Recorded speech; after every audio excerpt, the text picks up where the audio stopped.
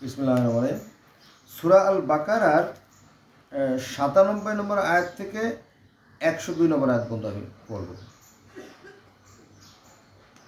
৭ নম্বর আয়াত, হে নবী, আল্লাহ পাক নবী মুহাম্মদ সাল্লাল্লাহু আলাইহি ওয়াসাল্লাম বলতেছেন, হে নবী বলুন যে জিবরাইলের শত্রু হবে সে জানুক, সে তো আল্লাহর নির্দেশে তোমার হৃদয়ে কোরআন পৌঁছে দিয়েছে। আল্লাহর নির্দেশে তোমার হৃদয়ে কোরআন পৌঁছে দিয়েছে, যা তার পূর্বেকার কিতাবসমূহের সমর্থক। অর্থাৎ আল্লাহ বলতেছে যে তোমার হৃদয়ে যে কিতাব আমি পৌঁছে দিলাম সেই কিতাবগুলো পূর্ববর্তী, অর্থাৎ আগে যে সমস্ত কিতাব আমি নাজিল করেছি সেই সমস্ত কিতাবের সমর্থক। এখন আপনি যদি বেদ পড়েন, দেখবেন বেদে যা আছে জিন্দাবেস্তা আবেস্তা, অর্থাৎ আজ থেকে ৪,০০০ বছর আগে যে জরথ্রুস ধর্মের যে ধর্মীয় গ্রন্থ জিন্দাবেস্তা আছে সেখানেও ওই একই কথা বলা আছে। তারপরে যদি আপনি ত্রিপিটক দেখেন সেখানেও প্রায় ৯০% এক কথা বলা আছে।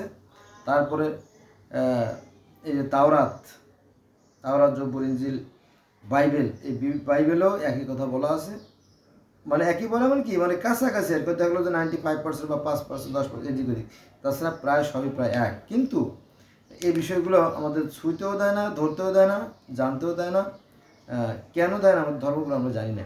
যদি আপনি দেখতেন, যেহেতু আমি বিভিন্ন ধর্মের ছাত্র, আমি দেখেছি যে তেমন কোনোই পার্থক্য নেই, মৌলিক বিষয়গুলো এক, তবে কিছু কিছু এদিক ওদিক আছে, এটা সত্য। আমার মনে হয় সমস্ত ধর্ম জানলে মানুষের মধ্যে যে বিভেদ সংঘাত এগুলো বোধহয় থাকতো না। যাই হোক,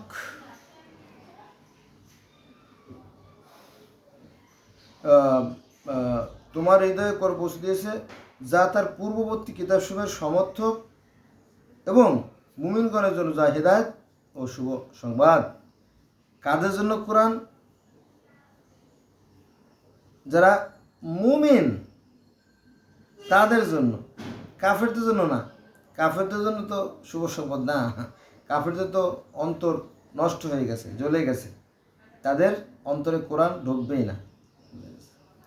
আচ্ছা, এবার আসেন আমরা সূরা বাকারার ৮ নম্বর আয়াতে, সেখানে বলা হয়েছে যারা আল্লাহর ফেরেশতা রাসূলগণের জিব্রাইল ও মিকাইলের শত্রু হবে তারা জেনে রাখো নিশ্চয়ই আল্লাহ কাফিরদের শত্রু।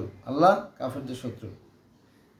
৯ নম্বর আয়াতে বলা হয়েছে এবং আমরা তোমার প্রতি স্পষ্ট নির্দেশন নাজিল করেছি, উহা ফাসিক ব্যতীত অন্য কেউই প্রত্যাখ্যান করে না।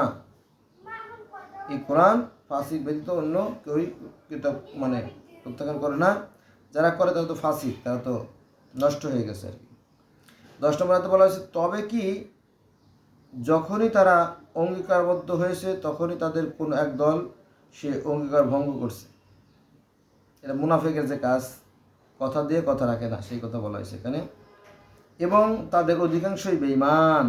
ওই যে যেটা আর কি, কথা রাখে না মানে তো বেঈমান। বেঈমান, তারা এক এক সময় এক রকম কথা বলে।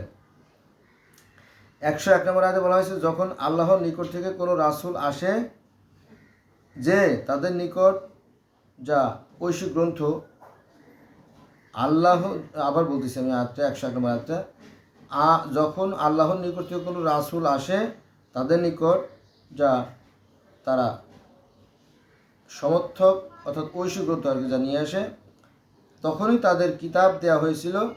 তাদের একদল আল্লাহর কিতাবকে এমনভাবে পশ্চাতে নিক্ষেপ করলো, অমান্য করলো যেন তারা কিছুই জানে না। অর্থাৎ এর আগে তো বহু কিতাব দেওয়া হয়েছিল, অনেক অনেক কিতাবকে অস্বীকার করছে তারা, তারা সেটা ছুঁয়েও দেখে নাই, তারা একেবারে জানে না, এরকম ভাব দেখাইছে।